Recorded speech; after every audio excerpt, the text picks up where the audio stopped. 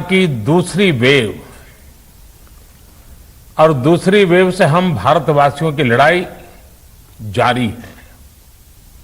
दुनिया के अनेक देशों की तरह भारत भी इस लड़ाई के दौरान बहुत बड़ी पीड़ा से गुजरा है।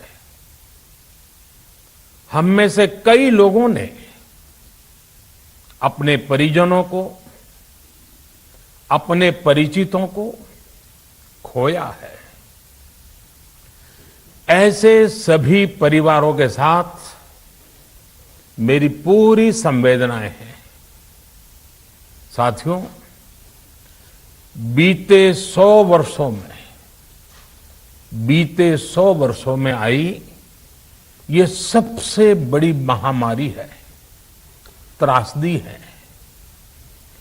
इस तरह की महामारी आधुनिक विश्व ने न देखी थी न अनुभव की थी। इतनी बड़ी वैश्विक महामारी से हमारा देश कई मोर्चों पर एक साथ लड़ा है। कोविड अस्पताल बनाने से लेकर आईसीयू बेड्स की संख्या बढ़ानी हो, भारत में वेंटिलेटर बनाने से लेकर टेस्टिंग लैब्स का एक बहुत बड़ा नेटवर्क तैयार करना हो, कोविड से लड़ने के लिए बीते 1.25 साल में ही देश में एक नया हेल्थ इंफ्रास्ट्रक्चर तैयार किया गया है। सेकंड वेव के दौरान अप्रैल और मई के महीने में भारत में मेडिकल ऑक्सीजन की डिमांड अकल्पनीय रूप से बढ़ गई थी। भारत के इतिहास में कभी भी इतनी मात्रा में मेडिकल ऑक्सीजन की जरूरत कभी भी महसूस नहीं की गई। इस जरूरत को पूरा करने के लिए युद्ध स्तर पर काम किया गया। सरकार के सभी तंत्र लगे। ऑक्सीजन रेल चलाई गई, एयरफोर्स के विमानों को लगाया गया, नौसेना को लगाया गया। बहुत ही कम समय में लिक्विड मेडिकल ऑक्सीजन के प्रोडक्शन में 10 गुना से ज्यादा बढ़ाया गया। दुनिया के हर कोने से, जहां कहीं से भी जो कुछ भी उपलब्ध हो सकता था उसको प्राप्त करने का भरसक प्रयास किया गया, लाया गया। इसी तरह जरूरी दवाओं के प्रोडक्शन को कई गुना बढ़ाया गया। विदेशों में जहां भी दवाइयां उपलब्ध हो वहां से उन्हें लाने में कोई कोर कसर बाकी नहीं छोड़ी गई।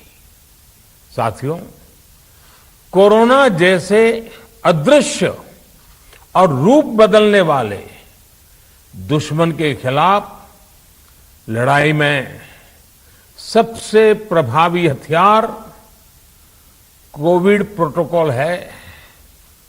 मास्क, 2 गज की दूरी और बाकी सारी सावधानियां उसका पालन ही है। इस लड़ाई में वैक्सीन हमारे लिए सुरक्षा कवच की तरह है।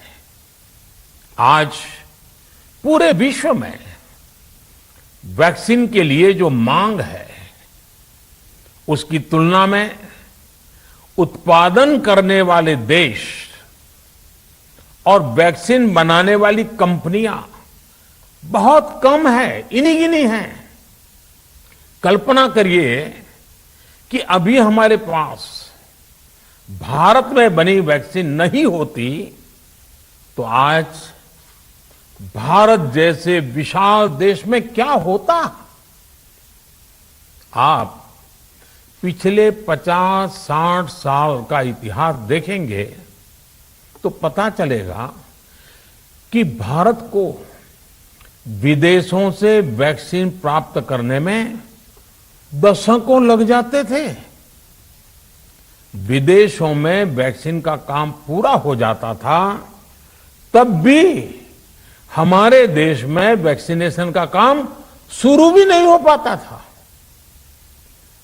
पोलियो की वैक्सीन हो, स्मॉल पॉक्स, जहां गांव में हम उसको चेचक कहते हैं, चेचक की वैक्सीन हो, हेपेटाइटिस बी की वैक्सीन हो, इनके लिए देशवासियों ने दशकों तक इंतजार किया था।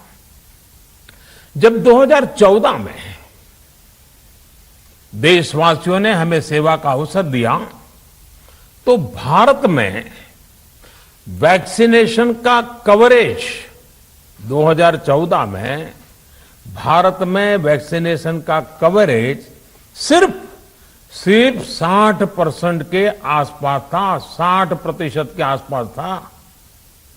और हमारी दृष्टि में ये बहुत चिंता की बात थी। जिस रफ्तार से भारत का टीकाकरण कार्यक्रम चल रहा था, उस रफ्तार से देश को 100% टीकाकरण कवरेज का लक्ष्य हासिल करने में करीब करीब 40 साल लग जाते हैं। हमने इस समस्या के समाधान के लिए मिशन इंद्रधनुष को लॉन्च किया। हमने तय किया कि मिशन इंद्रधनुष के माध्यम से युद्ध स्तर पर वैक्सीनेशन किया जाएगा और देश में जिसको भी वैक्सीनेशन की जरूरत है उसे वैक्सीन देने का प्रयास होगा। हमने मिशन मोड में काम किया और सिर्फ 5-6 साल में ही वैक्सीनेशन कवरेज 60% से बढ़कर 90% से भी ज्यादा हो गई। 60 से 90, यानी हमने वैक्सीनेशन की स्पीड भी बढ़ाई और दायरा भी बढ़ाया। हमने बच्चों को कई जानलेवा बीमारियों से बचाने के लिए कई नए टीकों का भी भारत के टीकाकरण अभियान का हिस्सा बना दिया। हमने इसलिए किया क्योंकि हमें हमारे देश के बच्चों की चिंता थी, गरीब की चिंता थी, गरीब के उन बच्चों की चिंता थी जिन्हें कभी टीका लग ही नहीं पाता था। हम 100% टीकाकरण